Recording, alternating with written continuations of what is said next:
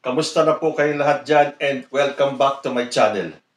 Naglipa na pa rin po at patuloy sa paghahasik ng mga fake news ang mga kalaban ng gobyerno, lalong-lalo na ang mga DDS vloggers. Halos araw-araw may inilalabas silang mga maling impormasyon at mga fake news in the hope na makuha nila ang simpatya ng taong bayan at pumanig sa kanila.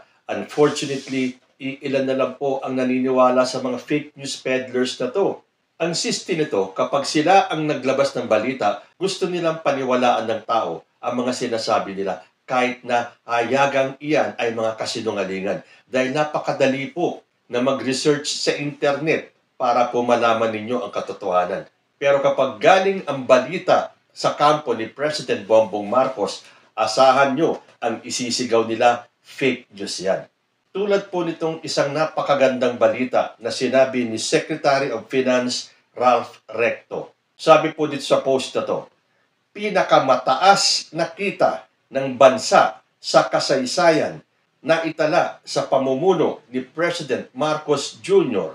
Sabi ni Secretary Recto, I am happy to announce that total revenue collection for 2024 is expected to reach 4.423 trillion, surpassing the full-year target of 4.27 trillion. As a percentage of GDP, the emerging revenues will climb to 16.7%, the highest in the last 27 years. And our emerging non-tax revenues for 2024 are expected to reach 606.6 billion, the highest ever recorded. So yan po ay napakagandang balita.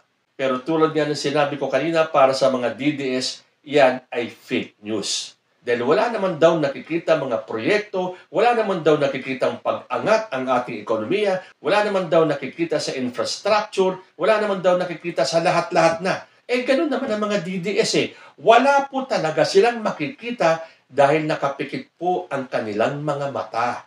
Pero kapag sila ang nagpakalat ng mga fake news, asahan ninyo, in unison pa ang mga vloggers nila sa pagpapakalat nito. Kaya nga ang house leaders natin ng Kamara ay gusto nang paimbestigahan ang mga false, malicious social media content. Ihihintayin po natin yan. Because it is about time. Masyado na pong inabuso ang freedom of speech. Na kahit ano na lang, kahit na alam mong kasinungalingan, ilalabas nila para lang siraan ang gobyerno ni President Bongbong Marcos. Sabi nga po sa balita ng ABS-CBN, House leaders have jointly filed a resolution seeking an investigation on the rampant posting of false and malicious content in social media platforms while safeguarding freedom of speech and ensuring digital safety. The rapid growth of social media platforms has allowed the dissemination of content that can mislead the public, damage individual reputations, erode trust in institutions, and disrupt public discourse. So, yan po ang hintayin natin. Kung matutuloy po ang investigasyon na yan, may ipapatawag bang mga sinasabing fake news peddlers? Kung matutuloy po yan at magtatawag sila ng mga vloggers, malalaman natin kung ilan sa mga DDS vloggers or sa mga BBM vloggers ang mga sinungaling at nagpapakalat ng fake news. Mag-i-enumerate po ako ng ilan mga fake news na pinapakalat ng mga DDS. Ayon po sa isang posting na nabasa ko. Sabi ng mga DDS, si Pangulong Bongbong Marcos daw ay, number 1, weak. So, sa Tagalog, mahinang klase si Bongbong Marcos bilang presidente. Napatigil nga ang pogo at napalabas sa lungga ang may-ari ng universe. Tatawagin yung weak. Sino ba yung napalabas nila sa lungga? Hindi ba si Apollo Quiboloy? Yan ba ang weak? O tinanggal si Sara Duterte at si Digong bilang mga miyembro ng National Security Council. Yan ba ang weak? Kung mahina si Bongbong Marcos, hindi niya tatanggalin niyang mag-amang yan dahil matatakot si Bongbong Marcos na baka mag-alsa ang mga supporters ng mga Duterte. Pero sa ginagawa ng mga Duterte sa ating bansa. Nararapat lang, and it's about time na ginawa ni President Bongbong Marcos para mapangalagaan ang seguridad ng bansa ay alisin itong mga hindi naman nakikiisa at ang gusto lamang ay guluhin ang Pilipinas. So, weak leader, hindi nyo nga mapabagsak kahit na ilang people power na ang ginawa ninyo. Si Bongbong pa rin ang nakaupong presidente. Nakakahiya naman si Bongbong Marcos. Napakahina, very weak leader. Pero hindi nila kayang mapatumba. Issue number 2, bangag. Yang bangag issue na yan hindi na matapos-tapos. Dahil umpisa pa lang, yan po ay planado na. Dahil nung palang eleksyon, nung campaign period, ayaw na ni former President Duterte kay Bongbong Marcos dahil si Bongbong ang tumakbong presidente at hindi ang anak niya. Ngayon sasabihin ni Sara Duterte na ang presidency daw ay kanya noong 2022. Samantalang tinakbuhan nga niya, di ba? Umuwi siya ng Davao, nag-file siya ng COC bilang mayor. Tapos ngayon tumakbo si President Bongbong ng presidente, magagalit si Digong. At magmula noon, gumawa na sila ng issue na alam nila kakagatin ng tao. At yan ay ang yung bangag issue. Nung sinabi ni Digong na mayroong isang presidentiable na nagko-cocaine. At nung nanalo na si President Bongbong Marcos, yun ang kanilang paninira na meron tayong presidenteng bangag. Kahit na ilang ulit na natin sinasabi, sa edad ni Bongbong Marcos, kung yan ay isang drug addict, hindi na po nagtagal yan at baka bumagsak na yung kanyang kalusugan. Ang mga DDS, hindi po talaga nag-iisip kung ano ang ipakalat at marinig nila sa mga DDS vloggers na kasinungalingan, hook, line, and sinker, paniniwalaan nila. Pero ano ba ang ebidensya nila? Yung fake polvoron video? So, hanggang ngayon, meron ba silang nailabas na konkretong ebidensya na nagko-cocaine o isang drug addict si President Bongbong Marcos? Wala po. Issue number 3, yun daw pagbibigay ng zero budget sa PhilHealth na ginagamit ni Senator Bongo sa kanyang pangangampanya. Sabi ni Bongo, hindi tayo papayag na Pilipino ang kawawa dahil sa zero budget ng PhilHealth. Sa kabila ng pangamba ng mga Pilipino, hindi titigil si Senator Kuya Bongo na ipaglaban ang mas magandang medical benefits para sa lahat. Senator Bongo, Mr. Malasakit, bisyo ang magserbisyo. Yung budget naman po ng Malasakit Centers, hindi naman po galing sa bulsa ni Bongo yan. Yan po ay galing sa kaba ng bayan. At bakit ba zero budget at zero subsidy ang binigay ng gobyerno sa PhilHealth? Makinig po ang sabi ng ating Presidenteng Bongbong Marcos, meron pa rin reserve. That's why I know na nabahala ang tao because bakit natin binawasan ang PhilHealth subsidy?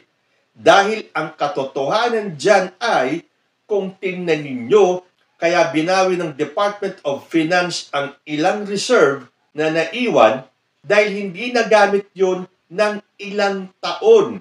In other words, PhilHealth has sufficient budget to do all of the things that they want to do. Dahil ang sabi po niya, mananatili lang yung budget sa bank account ng PhilHealth at matutulog lang yan sa bangko. Dahil napakalaki pa po ng pera ng PhilHealth. So, imbis na matulog sa bangko na ginagawa ng PhilHealth, yung budget nila, ibigay na lang sa mga ahensya na nangangailangan. Ganun po kasimple at yun ang paliwanag. Pero ang mga DDS, pinapaniwala ang sarili nila na kawawa naman ang taong bayan, kesyo mawawala na daw ang PhilHealth, mawawala daw ang benepisyo sa PhilHealth at kung ano-ano pa. Napakadali pong mag-research, magbasa kayo, mag-google kayo. Ang ginagawa nyo kasi, ang pinakikinggan nyo lang, yung mga alipores, yung mga kakampi ng mga Duterte. So, hindi nyo makukuha yung both sides. Ang dapat yung gawin, makinig kayo sa kampo ninyo, makinig din kayo sa kampo ng gobyerno, saka kayo mag-decide kung sino ang nagsasabi ng totoo. Hindi basta-basta na lang kayo naniniwala. Sumunod na fake news ng mga DDS. Yung 20 pesos na bigas na hindi sila makamove on dahil ito daw ay ipinangako ng ating presidente. Pero wala naman silang maipakitang ebidensya na sinabi ni President Bongbong Marcos na nangangako siya na ibababa niya ang presyo ng bigas sa 20 pesos. Ito po ay aspiration o pangarap ng ating presidente. At ang pangarap po ay hindi pangako. Dinidir naman kayong magpakita ng ebidensya na sinabi ni President Bongbong Marcos yan. Wala naman kayong maipakita. Pero pinagpipilitan nyo pa rin na pangako ito ng ating presidente. Bakit hindi nyo silipin kung ano ang sinabi ng inyong idolo, si former President Rodrigo Duterte, tungkol sa presyo ng bigas? Meron po kasing nasabi si former President, ang gagawing 7 pesos ang kilo ng bigas. Sabi po ni Rodrigo Duterte, we need to switch from the current quota system in importing rice to a tariff system where rice can be imported more freely. This will give us additional resources for our farmers. Reduce the price of rice by up to 7 pesos per kilo and lower inflation significantly. May dalawa po kasing interpretasyon ang taong bayan dito. Una, nung sinabi ni Duterte na ibaba ang presyo ng bigas up to 7 pesos. Okay, ang isang interpretasyon naman daw sa sinabi ni Digong na babawasan ang presyo ng bigas hanggang 7 pesos. Okay, pagpalagay na natin na ang ibig sabihin pala ni Digong ay ibababa ang presyo ng bigas ng up to 7 pesos. Ibig sabihin, for example, ang isang kilo ng bigas ay 60 pesos, babawasan natin ng 7 pesos, yun ay magiging 53 pesos na lang. Pero ang tanong ay ito, nagawa ba ito ni Digong nung kanyang panahon? Di ba hindi naman? Kumpara sa sinabi ni President Bongbong Marcos, yung aking pangarap na sinabi na noong bago akong upo na sana mapababa natin ang presyo ng bigas ng 20 pesos. Yun po ang kanyang sinabi, pangarap. Again, ipagpipilitan ng mga DDS na yun daw ay pinangako. Bumalik kaya kayo sa eskwelahan para malaman nyo ang kaibahan ng pangako sa pangarap. Hindi ba nagkomento pa si Rodrigo Duterte at gustong palabasin nga na nangako si President Bongbong Marcos ng 20 pesos na bigas? Samantalang nung sinabi ni Digong na 15 pesos, yan lang dapat ang presyo ng isang kilong bigas, mga peste kayong smuggler. So tinanong siya ni Jessica Soho, so paano nyo babanggain ng inyong administrasyon ang mga rice cartel na ito? Ang sagot ni Duterte, sus ma'am, kung yan lang, I will do it in 3 days. O mas matindi pala itong pangako ni Duterte. In 3 days, gigibain niya ang mga rice cartel para maabot yung sinasabi niyang 15 pesos lang dapat ang bigas. Pero ang komento niya sa pangarap o pangako daw ayon sa mga DDS na gawing 20 pesos ang bigas. Sabi ni Digong, I feel bad for President Marcos. The rising prices will continue. There is no turning back. Nangangarap ng gising. So, ibig sabihin, alam ni Duterte na pangarap ni Bongbong Marcos yung 20 pesos na bigas. At hindi niya sinabi na pinangako ni PBBM na gawing 20 pesos ang bigas. Sabi pa niya, the rising prices will continue. Ang tanong, nung bang panahon ni Rodrigo Duterte, sumemplang ba at bumaba ng husto ang presyo ng bilihin? Magmula nung kay Cory Aquino hanggang kay President Bongbong Marcos, hindi ba tuloy-tuloy ang pagtaas ng presyo ng lahat ng bilihin?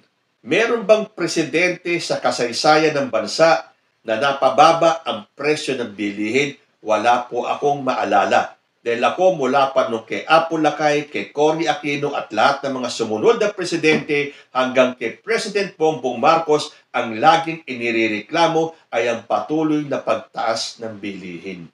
Isa pang hinahanap ng mga DDS, yun daw 5,000 na flood control.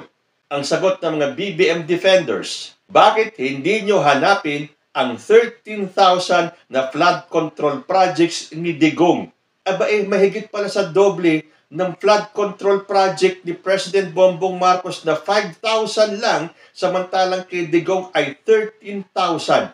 Hahanapan niyo si President Bongbong Marcos, samantalang si Digong, nasaan daw yung 13,000 na flood control projects? At ang pinakahuling pinapakalat nila, Napahiya daw si President Bongbong Marcos dahil hindi siya naimbitahan sa inauguration ni Donald Trump. Para bang nung panahon ni Duterte ay naimbitahan siya nung unang naupo si Donald Trump bilang presidente ng US. Sabi po dito sa balita, sa gitna ng mga maling pahayag mula sa diehard Duterte supporters o noisy minority group hinggil sa umano'y isnab kay Pangulong Ferdinand Marcos Jr. ni US President-elect Donald Trump para sa kanyang nalalapit na inaugurasyon sa January 20, 2025, ang mga pangunahing opisyal at diplomatiko nilinaw ng mga eksperto ang matagal ng tradisyon na pumapalibot sa mga inaugurasyon ng Pangulo ng United States.